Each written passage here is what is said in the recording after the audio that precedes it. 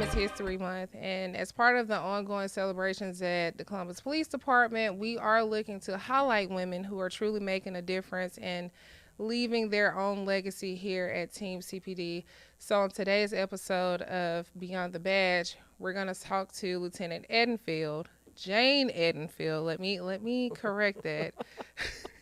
We're going to talk to her about her role in property crimes, the cases large and small that you've been able to help your team solve, and a lot of the work that you all have been doing lately. So first of all, thank you for being here. Yes, ma'am. Thanks for having me. Of course. So before we get into all the property crime stuff, because I know you'll talk at length about all those things, tell me about when you came to the police department and why you decided to become an officer.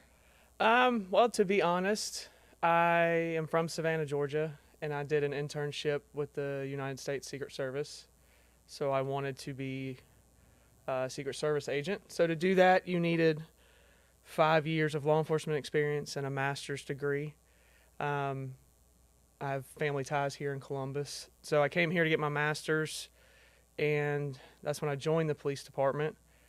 And although it was going to be a temporary, to be honest, everything happens for a reason. And a few months before my Secret Service physical tests, I got T-boned in my patrol car and ruptured a disc in my back. So those aspirations kind of went out the window. However, while I was an intern with Secret Service, I learned all things fraud and scams and counterfeit money. So when I made detective, I ended up in financial crimes, doing fraud and scams and all things money. So everything happens for a reason, and I think, not that I wanted to get in a wreck, but I think everything just happened the way it's supposed to and came full circle for me. So you're supposed to be where you are right now. That's how at you this look at moment, it. At yes. this moment, I At hear this you. moment. So speaking of property crimes, you have such a strong track record in those crimes, and you also go and do lots of presentations I do. across the city. What is one thing that people should really know about property and financial crimes that you feel?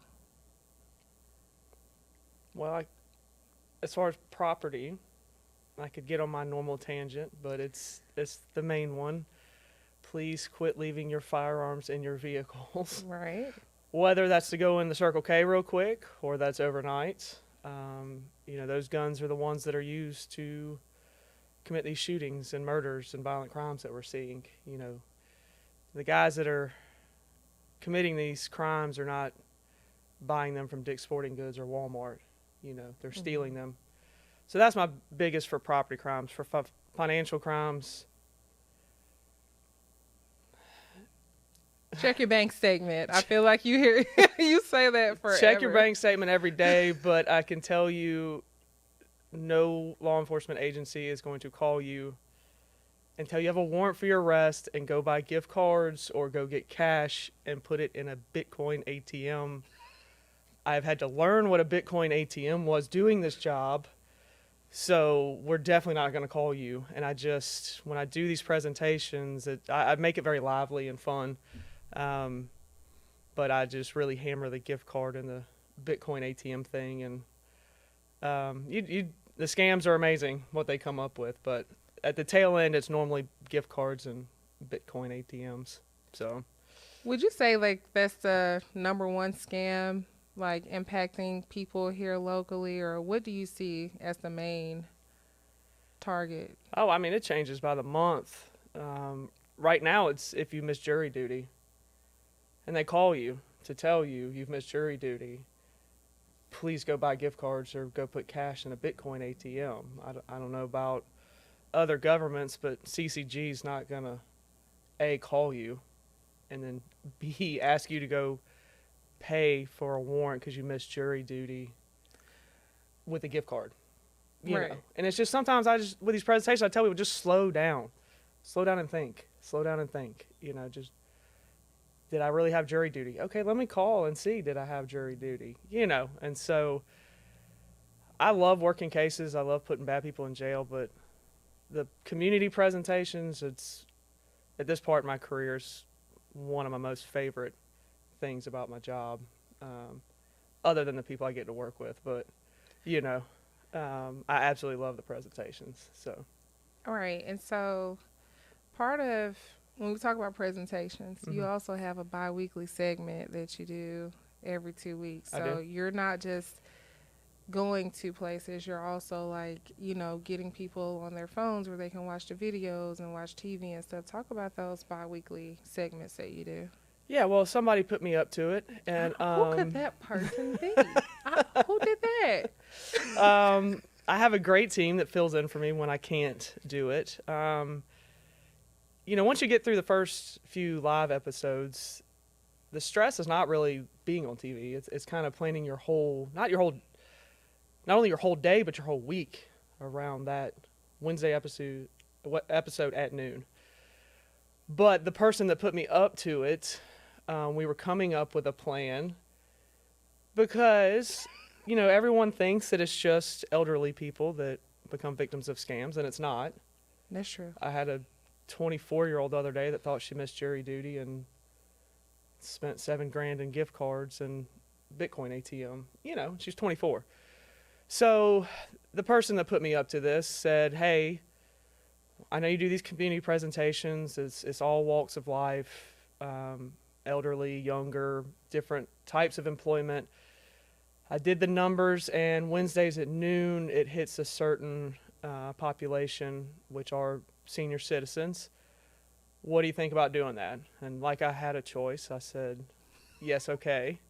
So that was 2 tiers, and then of course, you have the main department Facebook page, but you have to put out so much information. I have the little bitty property and financial crimes Facebook page, and Instagram page, so I'm able to get out so much fraud warnings and information.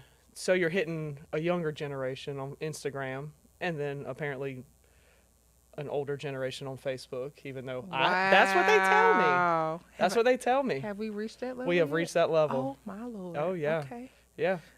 Yep. My kids are like, you still have Facebook? And they're in their 20s, but still. They're like, no, it's on Instagram. I'm like, oh, yeah, let me go check Instagram. So, but we have an Instagram page and a Facebook page, and then that bi-weekly news episode, and then the presentations all over town. To me, it's a good 3-tier kind of approach. Right. So how do you feel like the feedback has been from that? Are you seeing a difference in cases perhaps, or people being more cognizant of what they're doing when they're making certain transactions? Like, how do you think that's been beneficial? I hope that it has, because if my team and I have saved one person from falling victim, that it made it all worth it. I have days where I see 4 or 5 scam reports come through, and I get pretty frustrated and down on myself. But then I get emails, I get phone calls. Hey, I remember when you came and spoke, and they message our page, they send me text messages and emails like, hey, I remember your presentation, and I got this in an email, and it was a scam. Do you want to use it for your page? And that's a lot of the content I get. Those make it all worth it. And you can ask Corporal Gross, he'll talk in a little bit. We got to eat anywhere, and people are, hey, I saw you on TV, or I saw you here. And so I know that the information's getting out there, so I know that I have to be making a difference. So I'm just hoping for every fraud report I see, we've stopped 4 or 5, and I just keep telling myself that, and I keep believing in that. So. Cool. So I know that, speaking of stopping people from, becoming victims to fraud scams, I recently spoke with Corporal Brown about one that he intervened on. Yep. And saving a man from losing thousands of dollars. Yep. And this was one where he had to go to several banks to withdraw money and things of that nature. So when someone is doing that, how important is it for a citizen? If you see it happening, do you suggest that citizens step in and help them stop that? Or because this was an elderly man that was about to be swindled out of thousands of dollars, and there was a citizen who stepped in and stopped him. It's okay to speak up, right? Absolutely. Please. It sounds like a cliche, but see something, say something. We can't be everywhere. Right. You know, that particular gentleman had a transportation company. You know, he's out there in the public. You know, these people at the banks. I know some of these drugstores, Walgreens and CVS. I've heard stories of clerks and stuff at those drugstores that have actually stopped elderly people from buying gift cards and things. So yes, if you see it happen, say something. You know. So, what are 3 things that you would suggest people to start doing now to prevent themselves from becoming victims of fraud and scams? Don't ever buy gift cards. No, I'm kidding. Don't pay in Bitcoin. Yes. Don't pay your warrants in If you don't know what a Bitcoin ATM is, don't use it. You know, I always say it's not a matter of if, it's a matter of when. So my thing is always catch it early. So wake up, and I've taught before, you know, we do the 9 p.m. routine as far as the property crime side. So at 9 p.m., check, you know, is my wallet inside? Is my firearm out of my car? How about a 6 a.m. routine in the mornings? Get up, check your bank statements, see if anything's, you know, funky with it, any charges. You know, number 2, you can get with your banks. You can set up things where you get text messages every time your debit card's used. If a purchase is over a certain amount, and then those banks can also, you can get free credit reporting. So if an account's opened in your name, you can immediately be aware of it. You know, and then on the phone side of it, with your phones, I have Verizon. You know, I can set up spam blockers and things like that. So that would be my 3 things to, you know, check your stuff daily, get with your banks, and set up some prevention methods, and then on your phones, set up some prevention methods. That's good information. So let's switch gears just a little bit here. Property crimes, along with special ops, you all did a detail back in December. Yes. And it was for what we call Porch Pirates. Correct. And things of that nature. So tell me what prompted that detail. It's a year-round problem. I don't know about you, but I'm friends with the UPS guy, the FedEx guy, and the USPS guy. Who don't you make friends with? I'm not going to answer that right here, because I may or may not order a little bit from Amazon. So those packages typically come during the day. Well, we work during the day. There are bad actors that I swear that's their whole job. It's just to wait for packages to be delivered. And then once those packages are delivered, they then take those packages. So Porch Pirates. It's a year-round problem. We just got several reports from certain areas in town. And so my higher-ups, I've been wanting to do it. Higher-ups asked me to put together something, and it was great to work with special operations on it. And we put together 3 details that were very successful. So, and knock on wood, I don't know if this is wood. It might be. It might be. We don't know. What the legs are. Definitely would. Yes. We have seen a decrease in that type of crime since those details. So that's made me feel pretty good for the job that our units did. And to see these 2 different units work together so well, you know.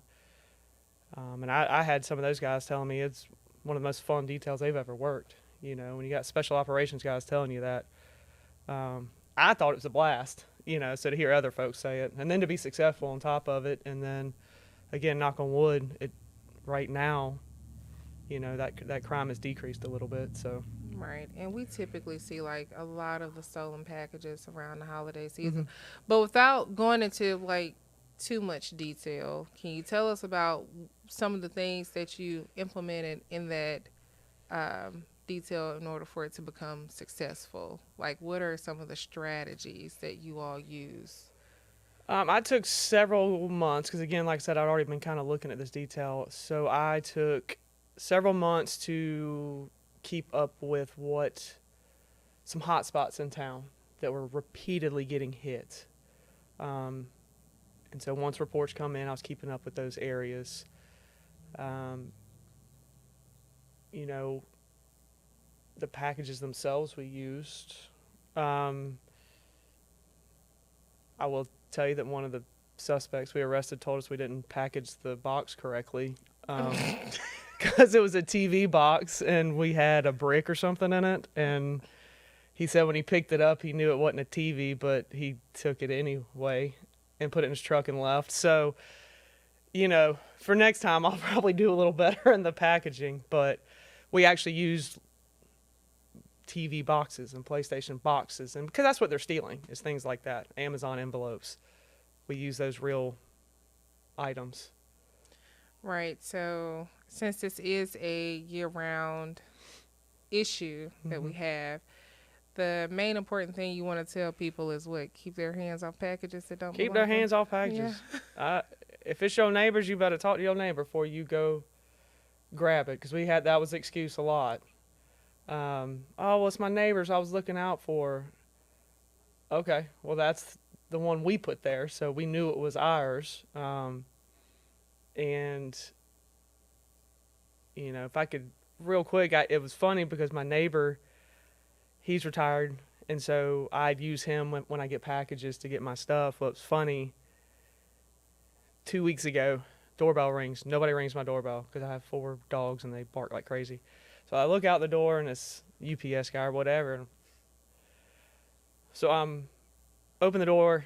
He says, Miss Monica across the street has a phone being delivered, but they're out of town. So she talked to me through the Ring doorbell and said, can you take it across the street to Jane and she'll sign for it? And it's because we're friends with them, but it's exactly what I talked about in my previous news episodes. I use my neighbors, and it came full circle, and instead of leaving a phone in a box on her porch for days, you know, she brought it over, and I held it inside. When they got home, I took it to her, and so, you know, it's that simple. Nice. So knowing your neighbors is a good rule of thumb if you're having a package delivered and you're not going to be home. What other things can people do to not become a victim of stolen packages or property crimes in that nature? Yeah, as far as packages, I mean, just schedule your deliveries. Ask when you get a delivery, ask them to put it on a side door or a back door so it's not so visible. You know, things like that. The neighbor thing is just great. Schedule it at a time when you know, maybe you can go home for lunch and get it yourself if you have to. You can have it delivered to the post office itself or whatever and go pick it up there. Just, you know, when you got 4 or 5 packages just sitting there for hours, right? You know, you're kind of, that's what these guys are looking for. So, right. So, we like to shop online a lot these days, yes, and leaving your packages outside is just apparently not the move, right? Nope. All right. So we also have this 9 p.m. routine that we talk about every night, and if you're on the Ring app, is it? Yes, the Ring app. We have a page on there as well. Every night around 9 o'clock, we tell people, hey, lock your doors, turn on your porch light. What is the importance of having that 9 p.m. routine? Well, it's just, every night you have a routine. You let your dogs out. You go brush your teeth. You take your nighttime medicine. Just part of that routine, put it in your head. All right, as I'm brushing my teeth, did I bring my wallet inside? Did I bring my firearm inside? Did I lock my car doors? Just put that as part of your nightly routine somewhere in there, and then it becomes habit. And then hopefully the amount of firearms that are left in vehicles will decrease. The amount of wallets left in cars will decrease. I think it ties hand in hand with all the shootings. But just put it in with your nightly habit, and then or routine, and then it becomes a habit. And you'll end up doing it without even realizing that you're doing it. So. Right. And a lot of people look for those reminders as well. And, that ties back into what we spoke about earlier. It's just the importance of not leaving those firearms in your car, locking your doors, making sure that you're securing your property and things like that. Because once a car is stolen, a lot of the times it could be used in larger crimes, like drive-by shootings, murders, and things like that. And whether they do, they ditch the car, and stolen firearms. Well, it can't trace back to them right away. Right away. But we'll get them. It just may take a little longer, but right. So those are the things that, we appreciate you for making sure that you're getting the word out about it. And, some people say, oh, well, go arrest the murderers. Well, stop leaving your firearms around to give to the murderers to go commit said crimes. Yeah, and I remember doing an interview and somebody asked me, the interviewer asked me, I would feel guilty if I left my gun in my car and then it was used to kill somebody. Don't most people think like that? And I said, well, you would think so and hope so. I know I would, but it's not always the case. But how about we just prevent it from even happening, and then we don't even have to have that discussion. Right. So let's also talk about you being in a leadership position. Like, you're in a school right now. I am. You want to talk a little bit about Yeah, that? if you want me to. You go for it, because I heard you were the president of that class too. Fancy pants. Oh man, yes. What do you want to ask? How's that going? When will you be finished? What are some of the things that it's preparing you for? It is. It's an incredible class. I follow in some very big footsteps that have been ahead of me, but I think I'm on paper like 8 or 9. So it's 2 weeks on, 2 weeks off. So I go there for 2 weeks and I come home for 2 weeks. It's Northwestern University, School of Police Staff and Command. So it's one of the big 3. Then there's SPI, which is the Southern Police Institute, and then the FBI Academy. So it's one of the 3. This one's very academic based, which fits right up my alley. But the other schools are straight 10 weeks or 3 months, whatever it is. This one's 2 weeks on, 2 weeks off, and I think there's pros and cons to it, but it's having to adjust and readjust back and forth, I think, is part of that program. That it's a different stressor that they bring into that program. But yeah, I think I'm 4 weeks in, 2 sessions in, so 4 weeks. I graduate May 1st, again, knock on wood, and I'm about 8 or 9 papers in outside of class, and then we do class projects and all that. So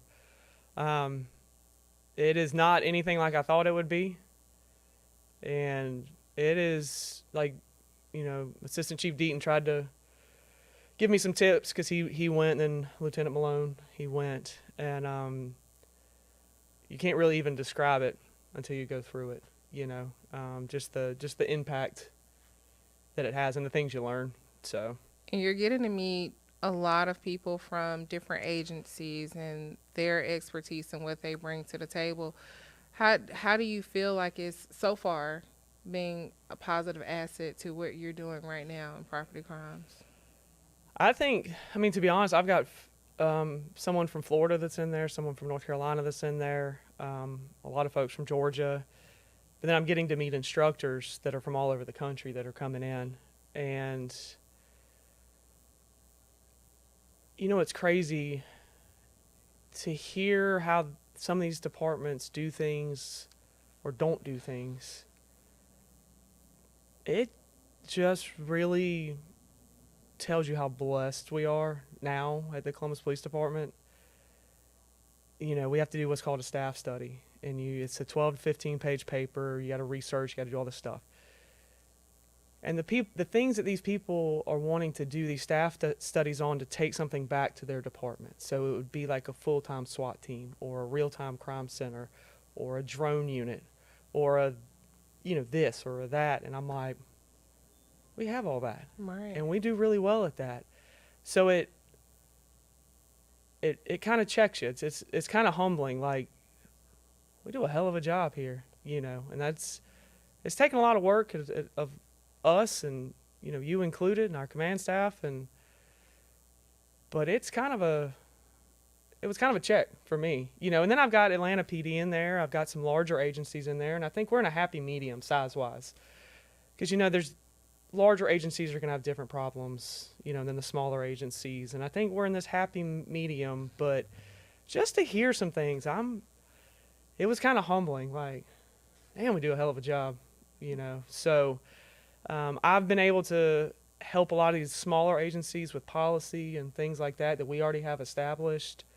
but just the connections that you can make, it's just incredible. And I the last instructor was from Evanston, Illinois, which is where Northwestern's housed, but we're making friends for life. That if I ever needed anything from any of these guys, I could text them today or tomorrow.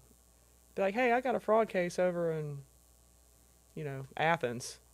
I mean, that's the kind of connections we're making. So it's really, it goes way beyond the textbooks, this program. So nice. So this is like the next kind of generation of leaders. And while you're out for 2 weeks or so, you have your team here who's holding down the fort for you. Yep. Kind of. I'm just kidding. They're doing it for you. But I think that's a really good thing, because that's going to segue into the guest that you brought today as part of us talking about Women's History Month and, preparing the next generation of leaders. And, so we're going to talk to Corporal Krista Gross, who's been in the Property Crimes Unit for how long? Some years. Caught you off guard. 47 years. Oh, man. 2 years. So we're going to take a quick break and get Krista over here to talk about your leadership and how it is working under you. Hopefully she gives you a good report. When's your eval due? You can't threaten her before she comes. What? So we'll take a quick break and we'll talk to Corporal Krista Gross here. She's going to join Lieutenant Jane Edenfield and I here in just a minute.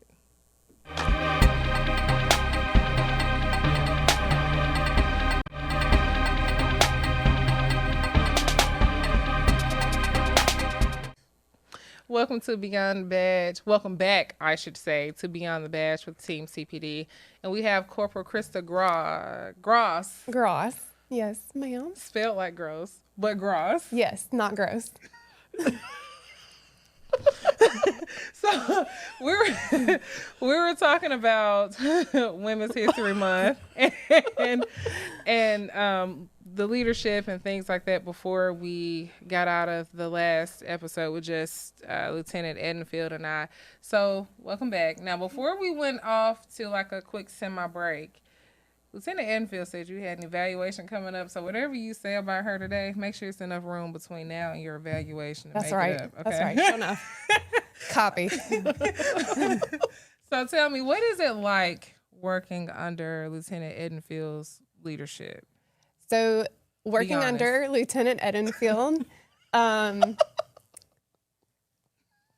at times can be a challenge, but in a good way, because in everything that she asks us to do, she's looking to push us to become better. So she's never going to ask you to do something more than what she knows you're capable of. But if she gives you a challenging task, she's going to be there to walk with you through it. She's not going to just leave you hanging. So it's a blessing to be able to work for a supervisor that looks out for you and doesn't just leave you hanging to figure things out for yourself. With all of her knowledge and experience, it's especially in financial crimes, it's just vital to have a leader that is going to help you through it, because there's such a lack of training in financial crimes. Having someone that's been there and done that for several years, how many years? 1,000? Yeah, about 1,000. So with her having done this, that was at least like 10 points. But no, with her having done this for so long and having the experience and different contacts with different agencies and just the whole realm of things, it's just vital. Especially we're trying to rebuild the financial crimes unit, and so we don't officially have a distinct financial crimes unit yet, but we're trying to rebuild, and she's just essential for that. Okay. So. How does that make you feel hearing that, Lieutenant Edenfield? You don't have to shed a tear. It's okay. Very good, because I've had a rough couple weeks. The last 2 weeks in Northwestern were mentally challenging, emotionally challenging, and that was the part of those sessions. I've had a couple things with work this week that have been very challenging, so it's hard to not doubt yourself and what you're doing. So to hear kind words, especially from someone of Krista's caliber, that means a lot.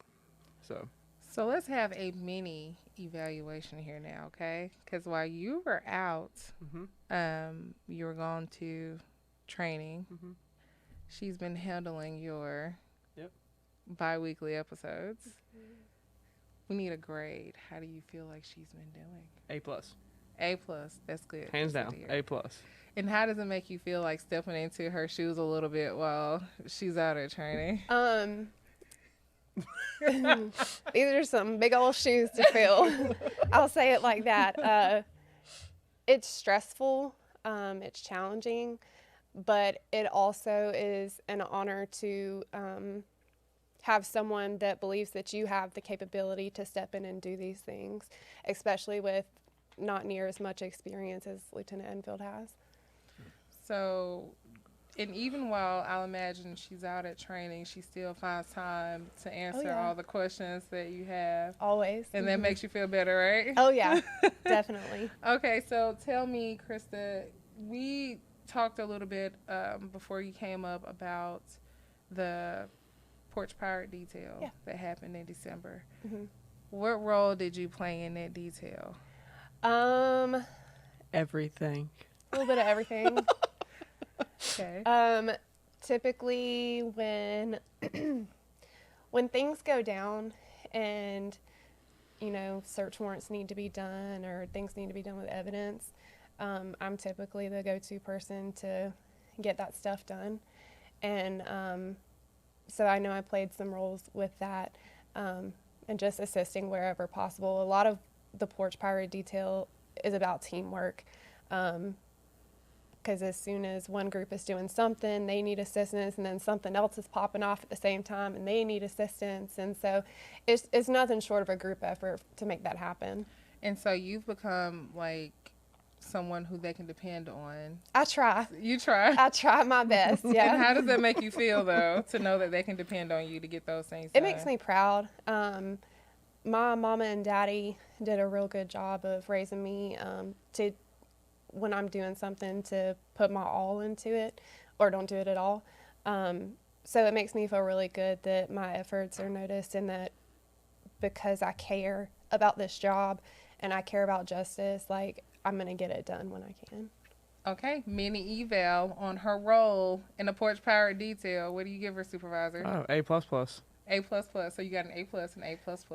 So this is being recorded, by the way. So when you all do have your actual evaluation, make sure you play this back and say that my supervisor gave me an A+ and an A++ within 5 minutes of talking, right? Okay, Yeah. I'm helping you out. Okay. Thank you. Okay, I cool. appreciate it. So, The tag team and me. so Lieutenant Edenfield, what are some things that you want to say about like you guiding Corporal Gross along, like to help her eventually one day to actually fill your big shoes, really big shoes? Real big. It's only a size 10. Golly, no. It's like skis, huh?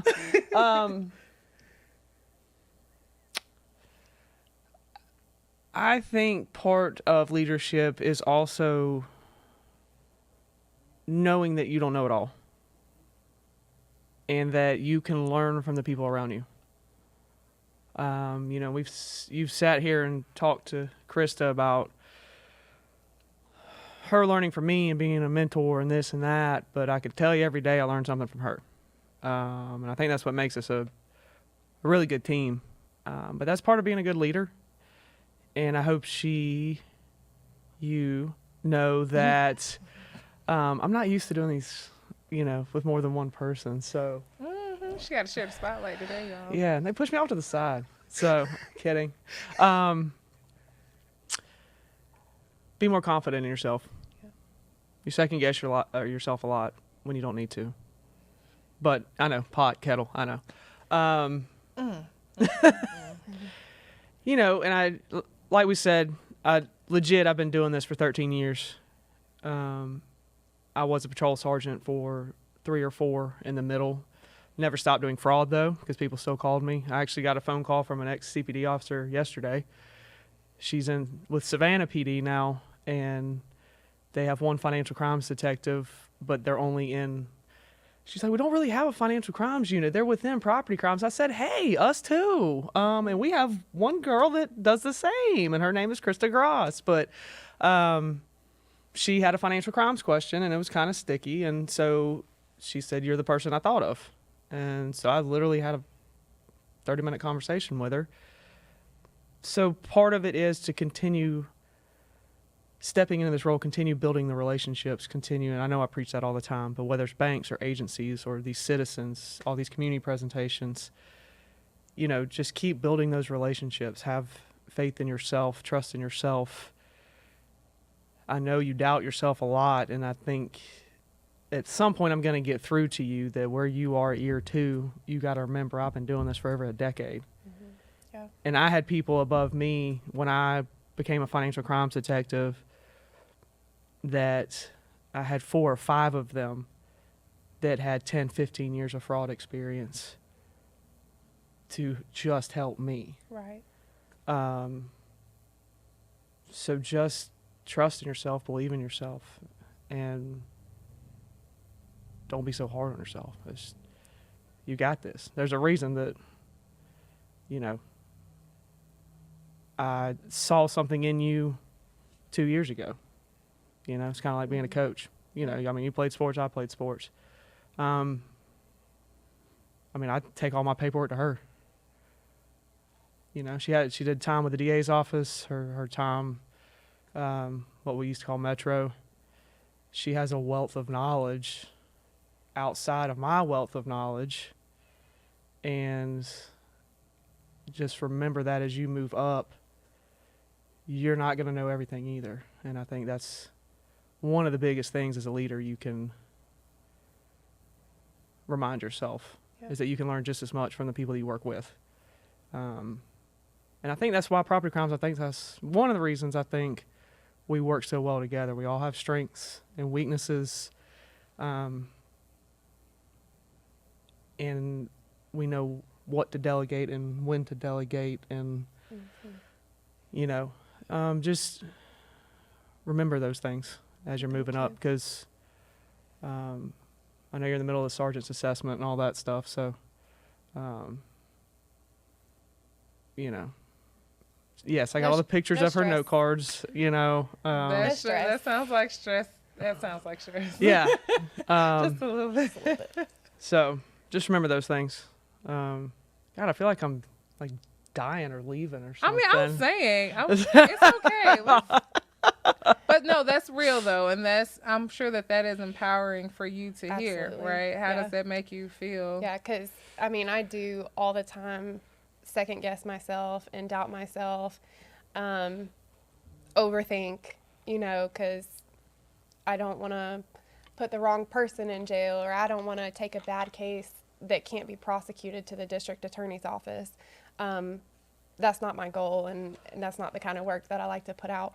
I may work a little slower than some, but when I turn it over, it's going to be right. So it's a very encouraging, and I know it's encouraging too to know that like I'll always be able to call Lieutenant Edenfield. Or Sergeant Edenfield. That one too. She's still saying that Sergeant Edenfield on the phone. I'll always be able to call her, even, you know, if she goes to another part of the department, that communication line's not going to be cut off, because that's not in her character to just leave people hanging. So I am excited to see what the future holds. That's really good. I'm glad y'all had to have this little thing here, and you're not dying. No.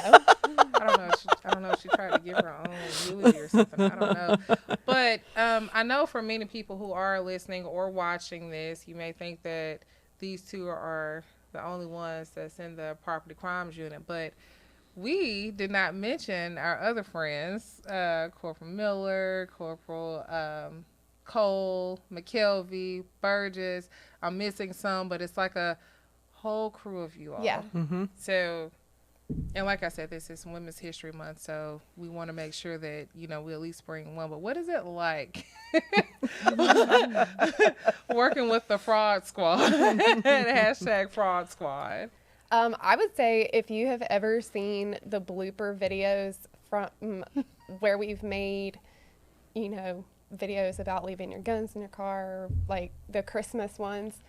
If you've ever watched the bloopers, that's what it's like in our unit. We do cut up, we laugh, we enjoy what we do. And like Lieutenant Edenfield was saying, we have so many people that have so many different strengths. And we've learned how to utilize those strengths according to what we need. And it's been very vital for the success of our unit. Last year, I feel like we had a great year as far as case clearances. We grew a ton last year. And so it is incredible working over in property and financial crimes. There's never a dull moment, ever. And a lot of laughter, a lot of fun, but also a lot of really good work being done. Good. So we're going to kind of wrap up on something fun here. I need you all to start, getting your wheels spinning, okay? Okay. Because we're going to go down a list of folks in property crimes. And when I say their names, Oh, Lord. you have to, we'll bounce off each other here. Okay. You have to say one word, the first thing that comes to mind. Oh, no. I might go to church with you tonight. We're going to start. Let me make sure I have them all right. And I'm probably still going to forget them. Yes, because I was going to say Are y'all that. Okay. whispering? Okay. Who do I need to start with? Sergeant Algier? You can. Okay, we'll start with Sergeant Algier. All right. Alger. I have to do one word? Don't make it a long story like you did when you were talking about Corporal Gross. I could have kept going. I cut myself off. We know. I would say Sergeant Alger is caring. Caring, okay. Hmm. Come on, fearless leader. He's just so many things. I mean, he's the one I picked to take my place as sergeant. So Nice. he and I go our entire careers back. So, I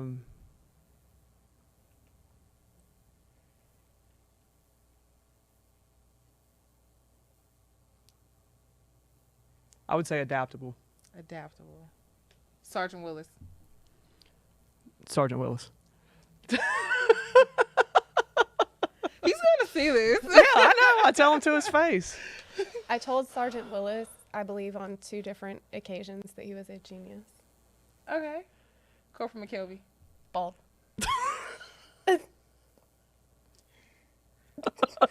Well, you stole it from me. It was the first word that came. Like when That's you, half our unit. When you Oh. bald. Okay. Corporal Miller. You didn't say one. Stasha Miller. She is resilient. Okay. She is resilient because we make fun of her a lot. Corporal And Cole. she goes with it. Short. Got it. What she said. Coppins. Funny and loud. Okay. Saunders. Eager. Yep. Burgess. He's just Burgess. Burgess is Burgess. He is, surprising. He That is would one be of a my word. kind. He is Yes. though. And he's tough. Yes. Oh yeah. Yep. He's not one. He's not the one to mix words. That's Right. right. But he's a lot of things you don't think he is, Right. and vice versa. So And he's like the king of decorations. He Yes. saved me for Operation Cops and Trees. Yes. Thank you for that, Corporal Burgess. Who am I missing? Is it Zdanowicz? Zdanowicz, I'm proud of you. Boy. We just call him Z. Oh. I had to Actually, learn we how to call him pronounce his name. Pants. Yeah, we call him Pants. There was an incident. His first day. So, his first day, yeah. So we just call him Pants. We'll keep it at that? Yeah, we'll keep Yeah. it at that. Darkey's Brown.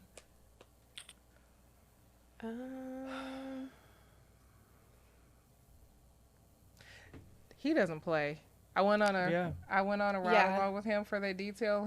That's what I was like. He just is matter of fact and I was about to blunt. say, just honest. Yes, He'll tell you like it is and how he feels about it. and how he feels about it. It doesn't matter if That's it's right. us three, if it's a citizen, if it's probably the president. I mean, that's just who he is to I the feel core. like he said, I vaguely remember him saying, get in the car. I don't know. He might not have been talking to me, but I got my behind in that car and I didn't even make eye contact with him for at least a mile down the road. I rode with him the detail before that, and he told me to get in the car, and he looked at me as he said it, and I got in the car very quick, almost in the back seat. Listen. I'm like, okay. Who am I missing? Did I get everyone? No. Myers, Myers. Jacob Myers. He's He's quiet, but he is a team player, hands down. Hands down. Anything. If somebody needs help, he's one of the first people to pop up and say, "I'll help you. I got it." Yep. Nice.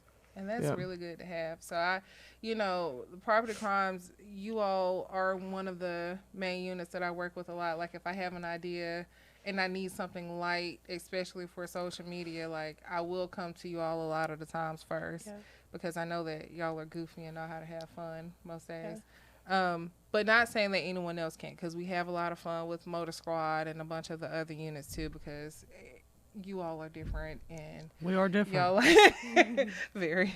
But is there anything else that you might want to add? Anything that you want to say to your crew that's gonna hear this? I'll add that even though like we made fun of McKelvey and Seth, I think they're two huge assets to our unit, and we wouldn't be where we are today without them two and all the work that they do and take on. They take on a big responsibility. So Yeah, and to play on that as well, Seth, he did leave the department for a short little while, and he went and worked for a financial-based company. So that's one of the reasons I reached out to him when we were trying to bring folks back. And so I know Chris and I are sitting here talking about financial crimes, but he's the other one I lean on a lot for financial crimes and his knowledge. And it goes back to we all have strengths, and the financial company was a gift card company. So of course, So are very you sure helpful. people can't pay in gift card now? but it helps us in those investigations. Absolutely. So his knowledge base has helped tremendously with financial crimes. And again, going back to what I said, I learned so much from him and his experience with that company. So yeah, I'll piggyback off of that. But did we miss anybody else? I know I'm trying to think in my head. I'm scared. I feel like I should know.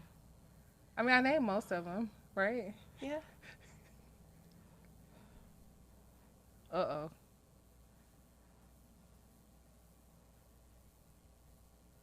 Anybody? I think there's a reason.